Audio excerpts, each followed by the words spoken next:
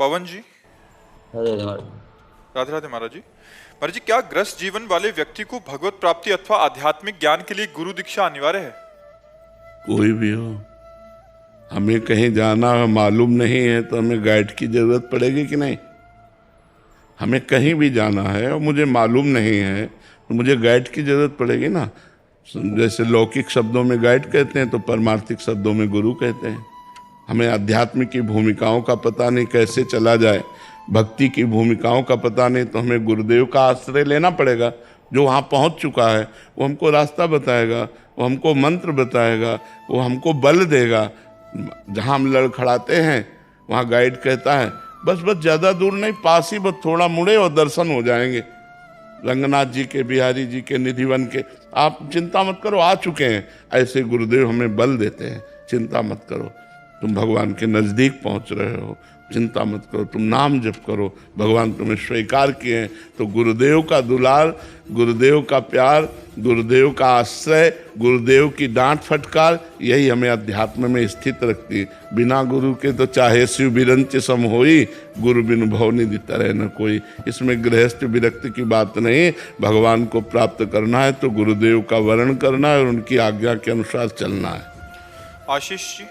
राधे राधे महाराज जी। महाराज जी, ऐसा माना जाता है कि जब आत्मा 84 लाख योनियों से होते हुए मनुष्य रूप धारण करती है तो उसे पूर्व जन्मों के पाप पुण्यों का भी भोग करना पड़ता है, परंतु हमें पाप पुण्य का भान नहीं होता। तो उन जन्मों के ये संचित कर्म हमें क्यों प्रभावित करते हैं? क्योंकि आप ही तो वो करता तो आप ही हो। 20 साल पहले आपने कत्ल किया, केस अब खुला तो जेल किसको होगी? आपको ही तो होगी। भले 20 साल हो गए तो आप ही तो हर योनियों में गए। पहली बार थोड़ी मनुष्य बने, लाखों बार, करोड़ों बार मनुष्य बन चुके हैं और उनका किया हुआ कर्म आपको जमा है, आपको भोगना पड़ेगा। क्योंकि आप ही तो है ना। हमारे लिए नया जन्म है, लेकिन भगवान के लिए तो पता है ना कि ये वही आत्मा है जिसने अमुक पाप किया था, तो इस शरीर में आपको भोगना पड़ेगा। वर्दी भले बदल जाए लेकिन जो करता है वो थोड़ी बदलता है। जैसे आप मान लो अभी पैंट शर्ट में कत्ल करो, आप धोती कुर्ता पहन लो तो सजा तो धोती कुर्ता में भी आपकी होगी ना। तो ऐसे 84 लाख योनियां आत्मा की पोशाक है। कभी सुअर बना, कभी कुत्ता बना, कभी गधा बना, कभी देवता बना, कभी मनुष्य बना, लेकिन बनने वाला तो वही है। ये पोशाकें पहनने से बनने वाला नहीं बदलता है, इसीलिए उसको भोगना पड़ता है, उसी आत्मा को भोगना पड़ता है जो अज्ञान जनित कर्म करके, पाप कर्म करके अब हम मनुष्य नहीं बने। अब हम अपने को बचा सकते हैं, अब बचाने का टाइम है। यदि हम भगवान की शरण में होकर के नाम जप करने लगे, संत सत्संग करें, शास्त्रों का स्वाध्याय करें, तो अपने पापों को भस्म करके हम भगवत प्राप्ति कर सकते हैं। अभी चांस है। और अगर मनुष्य शरीर छूट गया फिर कोई चांस नहीं, फिर 84 लाख योनियों में भटकते रहो। फिर कभी अवसर भगवान देंगे, मनुष्य बनाएंगे, फिर सत्संग मिले तो फिर चांस मिलेगा। नहीं तो देखो, इतने बड़े महात्मा भरत जी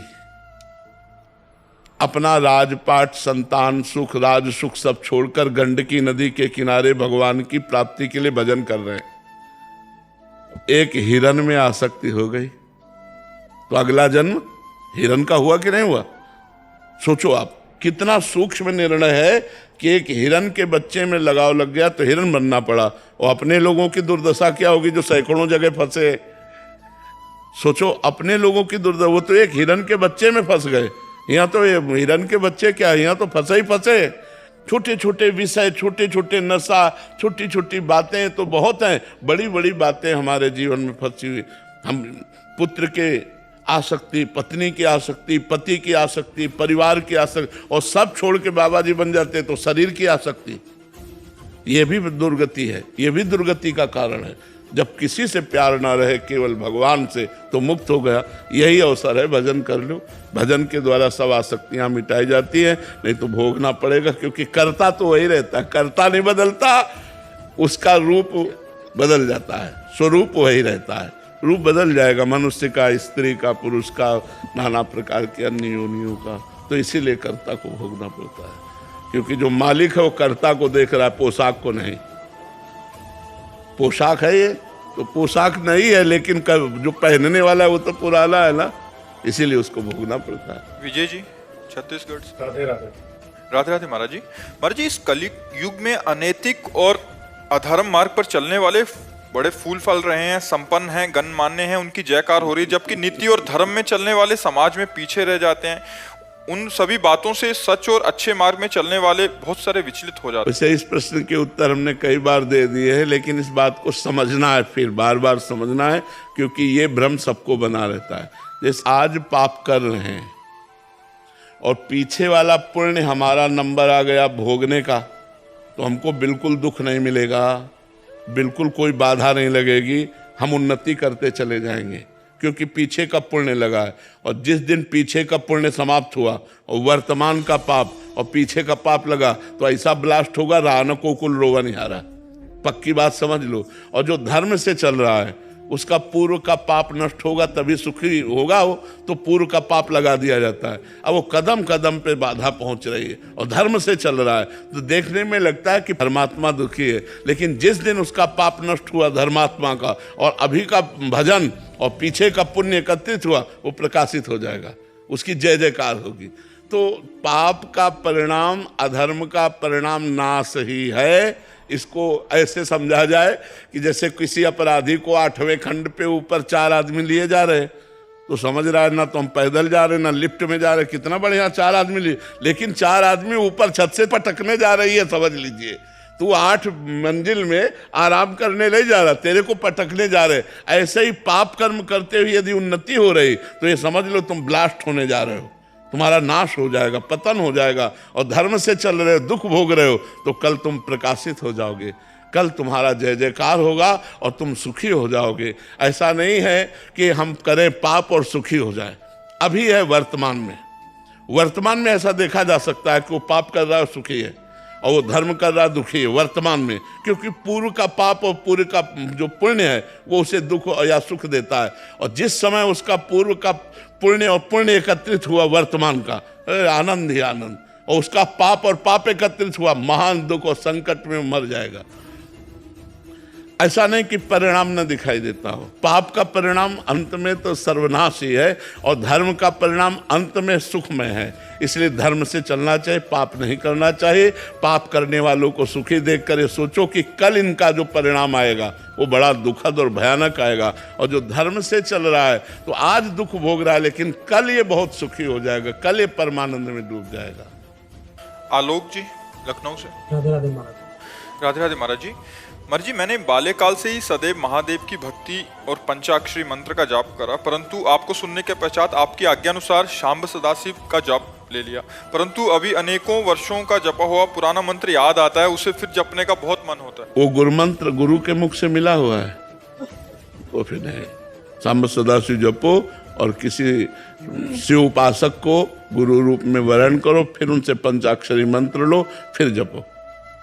हाँ, सिद्धांत से चलो, मनमानी मत करो। नहीं, घर पर रुद्राभिषेक की पूजा हुई थी, जो महाराज जी पंडित जी ने कराया, उन्होंने जपवाया। हाँ, नहीं, किसी गुरु से मंत्र लो और फिर उच्चारण मत करो। जिंदगी में उच्चारण मत करो, मंत्र से उच्चारण नहीं किए जाते। आजकल ये अविधि है, जो द्वादशाक्षर मंत्र, पंचाक्षर मंत्र, मंत्रों का कहीं उच्चारण होता है? मंत्र तो अंदर ही अंदर जपे जाते हैं, मुख के बाहर उच्चारण नहीं होता। जैसे आप बोल दिए गुरु मंत्र नहीं लिए, इसलिए अगर गुरु मंत्र लिए होते तो अपराध लागू हो जाता। आपने कैसे बोल दिया मंत्र? तो मंत्र बोलना जाता है, इनसे पूछो, बुलवाओ इनसे किसी से मंत्र। महामंत्र बोल देंगे, नाम बोल देंगे, लेकिन गुरु मंत्र थोड़ी बोलेंगे जो गुरु मंत्र मिला है। चाहे गला काट दो तो गुरु मंत्र नहीं बोलेंगे। गुरु का आदेश होता है इसे गुप्त रखना, उसे गुप्त रखा जाता है। तो मंत्र गुप्त रखा जाता है, मंत्र का उच्चारण नहीं किया जाता है। ये जो पंचाक्षरी मंत्र उच्चारण नहीं, पंचाक्षरी मंत्र जप करते हुए अंदर गुरु प्रदत्त होने पर फिर आप भगवान शिव का अभिषेक। कोई एक तर्क दे रहे थे, मंत्र तो मंत्र है, कल्याण होएगा? नहीं, सिद्धांत तो सिद्धांत है, ऐसे थोड़ी है। जहर तो जहर है, लेकिन शोध करके दे दिया जाए तो वो रोग का नाश करने वाला बन जाएगा। ऐसे खाओगे तो मर जाओगे। संख्या जहर है, लेकिन शोध के दे दिया जाए तो दम आदि बीमारियों को जड़ से नष्ट कर देता है। ऐसे थोड़ी है। कितना भी जप लो उसका प्रभाव नहीं होएगा हृदय में, खूब प्रभाव पड़ेगा।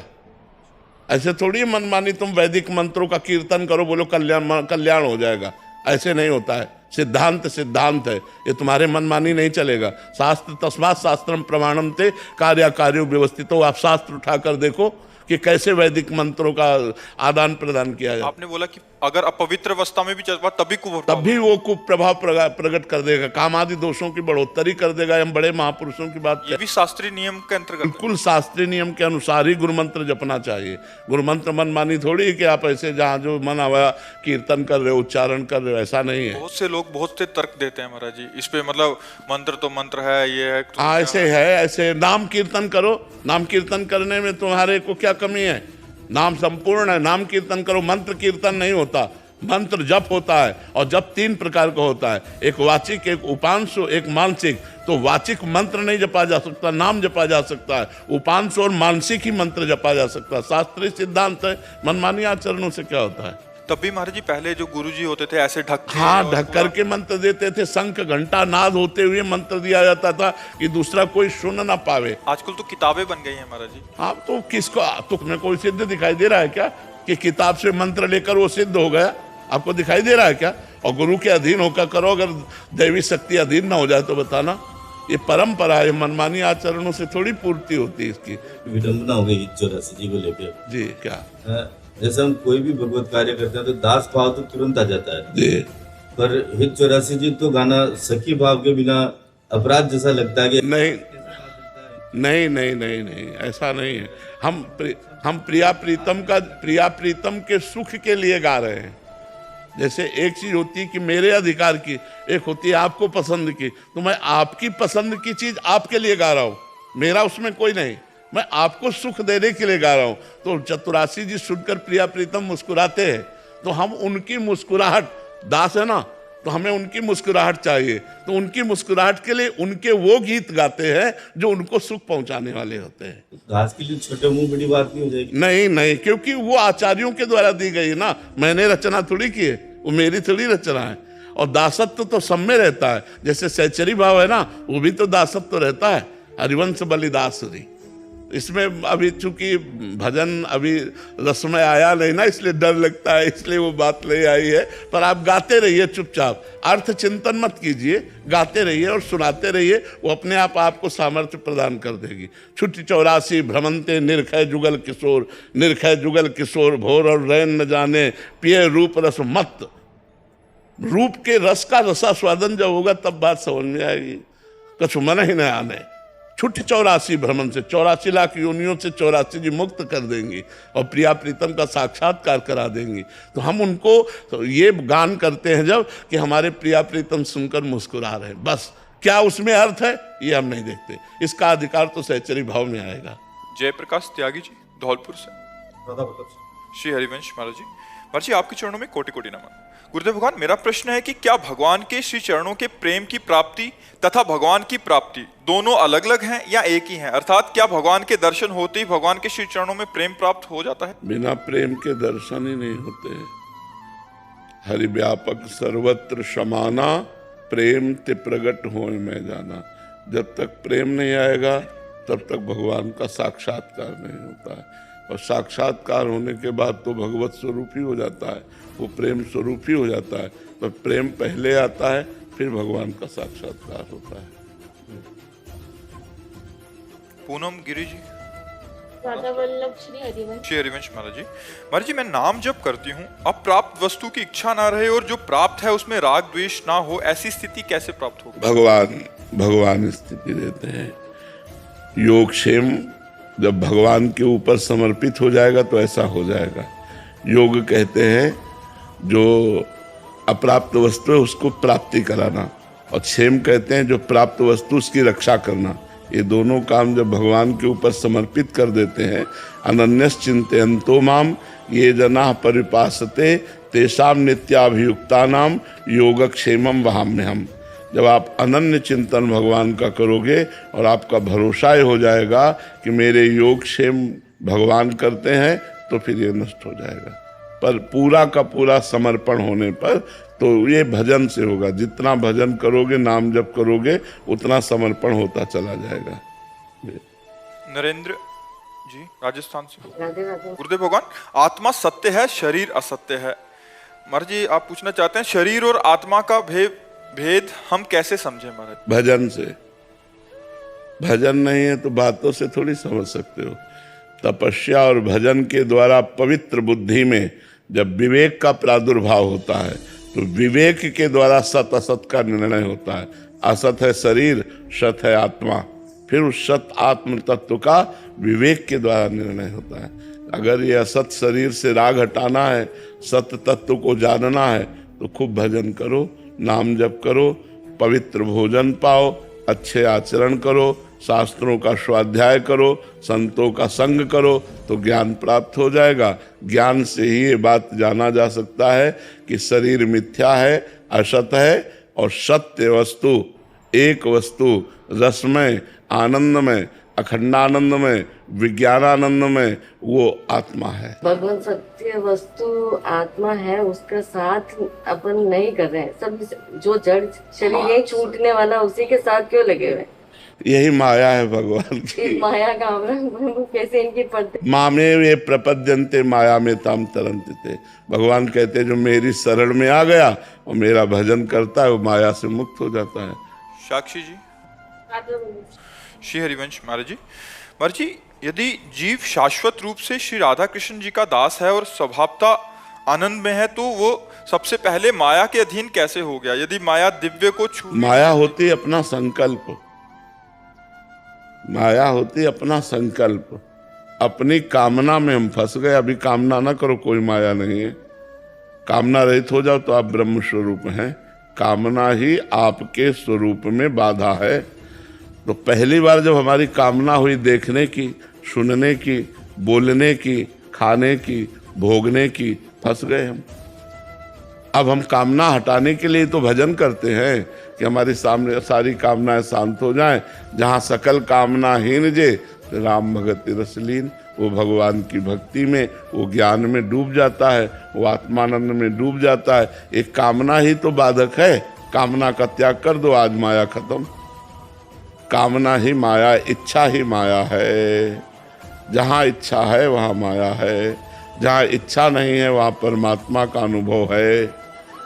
जाहि न चाहिए कबहु कछु, तुम सन सहज स्नेह, बसो निरंतर तासुर सो राउर निजगे। जिसे कभी कुछ नहीं चाहिए उसे भगवान से सहज प्रेम हो जाता है, और जिससे भगवान से सहज प्रेम हो जाता है, भगवान उसके हृदय में अपने घर की तरह निवास करते हैं। अपने घर का तात्पर्य है कि जैसे पराए घर में गए तो वापस आना है, अपने घर में तो रहना ही है। तो भगवान उसके हृदय को अपना घर मानकर प्रकाशित हो जाते हैं, जिसके अंदर कोई इच्छा नहीं होती। तो इच्छा ही माया है।